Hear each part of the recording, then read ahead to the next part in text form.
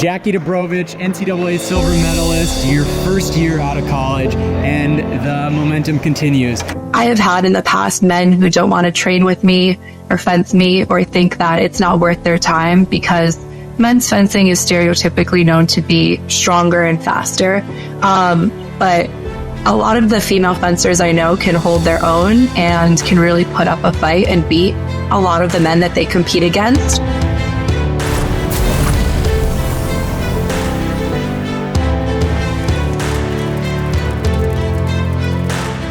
Today, we speak with two-time Olympic fencer Jackie Dubrovich. She's currently ranked number 10 in the world and is fighting to get on the podium in Paris.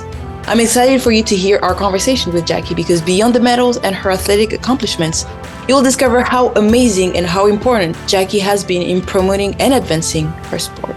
My name is Jackie Dubrovich. I'm a women's foil fencer, and I got into the sport because I first did dance and gymnastics from a young age, and I'm quite tall. I'm 5'10", and that did not fare well.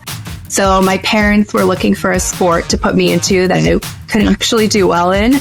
And I had a cousin who fenced, and I'm from New Jersey. We have a very established high school fencing scene. And so I started fencing, and it's been 21 years later. What do you love the most about fencing? Where do you find your happiness and your balance and your freedom in fencing? I would say how creative it is. Fencing is such a dynamic sport. It's always changing. You may have a strategy going into a fencing match against a certain opponent, and they do something completely different and unexpected. And so you have to pivot in real time. So I think being creative and flexible makes it always so exciting and so new. So, Jackie, I'm a bit familiar with fencing. I actually fenced occasionally a little bit. Oh, wow. Explain it to a 5-year-old. So if people have never watched fencing, how would you describe the sport? So fencing very basically is sword fighting. So there's 3 different weapons. I fence foil. And essentially, you're trying to hit your opponent before they hit you. And there's some pretty complex right-of-way rules, which is a little difficult for the average person to follow. But we don't have to get into the specifics. But essentially, you're trying to reach 15 touches before your opponent does. What's going on in your head whenever you're doing your fencing and it's not happening as you plan? Like, what tools do you bring out of your toolbox to face that situation and be able to bounce back and be able to catch up with your opponent? That's a great question, and one that I work on with my sports psychologist frequently. Fencing is so fast. Things are happening at such quick speed that sometimes things feel like they're a bit out of your control, and it's very easy to lose several touches and then you feel like, what am I supposed to do? So we do have some techniques that we implement. Sometimes we do these things which we're technically not allowed to do when we're fencing, but we'll tie our shoelace, or we'll fix our hair, or we'll walk to the end of the strip to kind of give ourselves a reset and give our brain like a second to center itself and come back. But it's hard. Fencing in that sense is very difficult. You don't have much time to take a break. I definitely want to follow up on that. So you're talking about your sports psychologist, and mental health is something that so many athletes are sharing more about. What have been some of the hurdles that you're comfortable sharing about? And how have you picked yourself up when things get tough? Yeah, I would say a personal experience that was probably the hardest in my career was the Tokyo Olympics. One, they were such a unique Olympics, and that was my first one. So it didn't feel like a normal Olympics. So there was its own set of challenges that came with Tokyo. And then from like a results standpoint, I had lost my bout by 1 touch, which is very close, 15-14 match, which was heartbreaking. And we lost in the bronze medal match as a team. So in terms of like performance, it was not what I had envisioned. And I think what was the most heartbreaking part about it was I fenced so well And it's almost like it would have been nice if I didn't fence well, or, I made a ton of mistakes, and then I could look back and say, okay, well, that's what happened. But I felt so free on the fencing strip in both competitions, and to come short, it was tough. So I worked really hard with a sports psychologist after Tokyo, just to regroup, kind of, find my love for the sport again and see how I wanted to proceed for the next 3 years. I think this quad was a little tougher because it was only 3 years, right? Usually that first year after the Olympics, you can relax a little bit. You may not compete at every competition, and we didn't have that luxury this time around. So it was an accelerated pace of like figuring things out. But I do really credit working with a sports psychologist to helping me become a stronger fencer and stronger mentally. What are the things that most people don't know about fencers that you would either want to say, hey, you're getting this wrong, or pay attention to this? What would be those items? Typically, people are just introduced to fencing through the Olympics. You don't see many people following the sport outside of that. It's hard to follow, especially when you start introducing those right-of-way rules that I was talking about. It's hard for just a common person to understand, why is this person yelling after this touch? Like, both lights went on. Why is this person getting the touch? So it's definitely, from that aspect, a little tricky to follow. But I would say the one thing that I get a lot from people is, why are you guys always yelling? Why is everybody always screaming so much?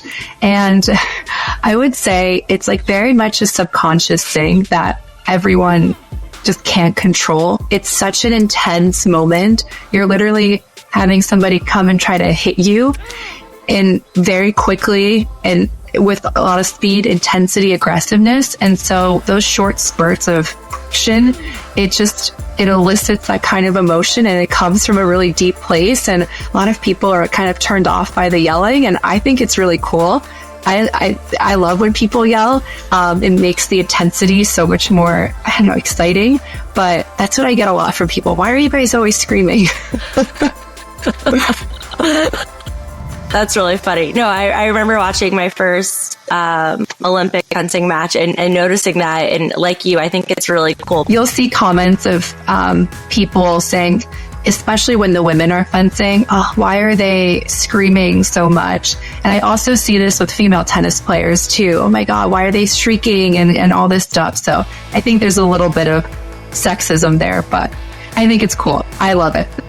What have been some of the hurdles that you have overcome as a woman in sports, as an elite woman in sports? It's definitely gotten better. Now that I've been fencing for 21 years, I think women's fencing is getting more credit. I feel like women's sports are always compared to men's sports and to the men counterparts, right? So I have had in the past men who don't want to train with me or fence me, or think that it's not worth their time, because men's fencing is stereotypically known to be stronger and faster.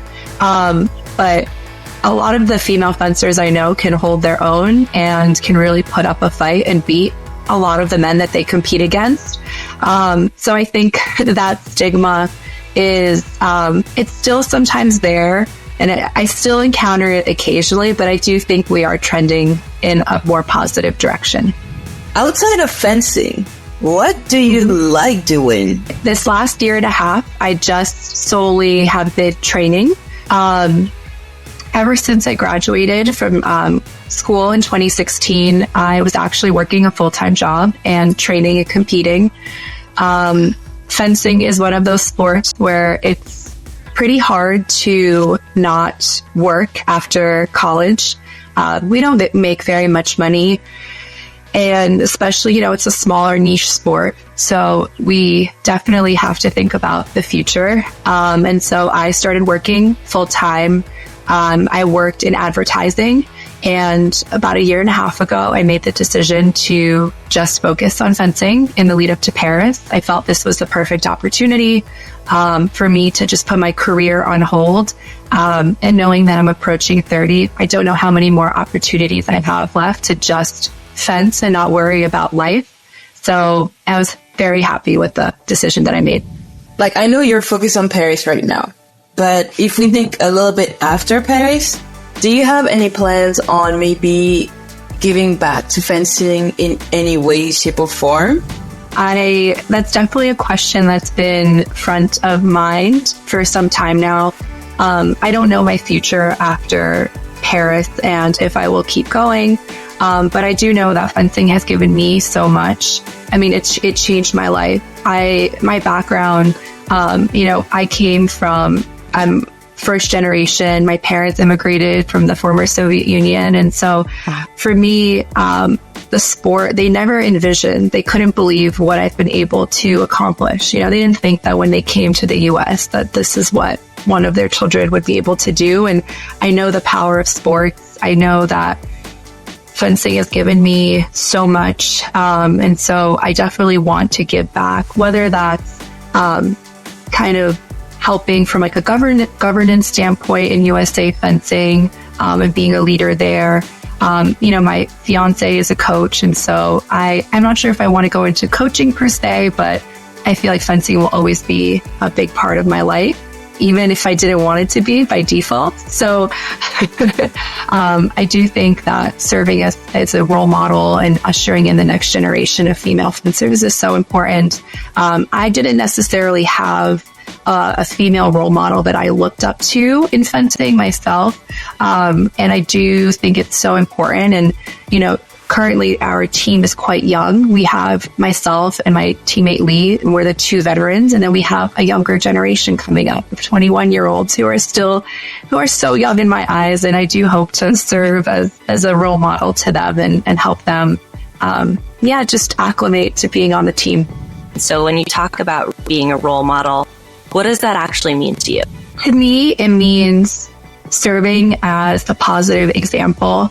I think one thing that I've thought a lot about is, it's easier to be a role model when things are going good for you, right? When you're winning all these medals, when you're doing so well and you have all these accolades and all this attention. But what happens when you're struggling or you're injured or you're not able to perform to your highest capabilities? It's a lot harder to put your own performance aside and to be supportive of other people and truly supportive when times get tough for you. And so I think for me, I always have to remind myself that if I have a bad competition or a bad bout, it's not just about me. It's also about my teammates, and it's about serving or just being there for them and being this positive example of rising up from, falling down and overcoming any obstacles. What advice would you give to your younger self? So say little Jackie was listening in. What would you want to say to her? I would say to keep at it. I know that, when you're younger, you're dedicating all of these hours to your sport, and you do feel like you missed out on certain things, certain aspects of your childhood. I remember I would get sad when I missed prom, or I missed just like some of those formative things in your childhood that now looking back on it, they were not the biggest deal, but in the moment it feels like it's so important, right? So I would just say, you're doing the right thing to keep working hard and that it's all going to pay off in the end. And, in hindsight, looking back on it, even if I didn't make Tokyo and if I didn't make Paris, fencing has completely changed my life. That all of the lessons that I've learned, all of the amazing experiences that I've had were worth it in the end. Talk to us about some of those lessons that you've learned along the way. Oh boy, so many. I have learned, just like determination, resilience. I would say, Tokyo was such a big inflection point in my athletic career. I wasn't sure I was going to keep going after Tokyo. It took a lot of soul searching and a lot of just reclaiming my love for the sport. Ultimately, I felt that I still had more to give, and that's why I continued to pursue it. But I would say just picking yourself up after falling down time and again. You lose so much more than you win in sport. I mean, yes, you have those few people that are the prodigies of the sport and win, 95 to 99% of the time. Every sport has those. But for the vast majority, you're not winning every single competition that you are a part of. And it's just remembering that you have to just keep going and keep fencing and keep putting yourself out there. And I think the biggest lesson now that I'm talking through this is being okay with being vulnerable. I think I always tried to like put on this tough exterior that like, you know, nothing affects me, that I'm, you know, not upset and kind of have a shell. But I think it's important, one, to younger generations and, you know, we were talking about being a role model, to show that it's okay to put yourself out there and to be vulnerable and to fail. Failing is a really scary thing, and it's a sad thing when it does happen, but I think ultimately it makes you a stronger athlete in person.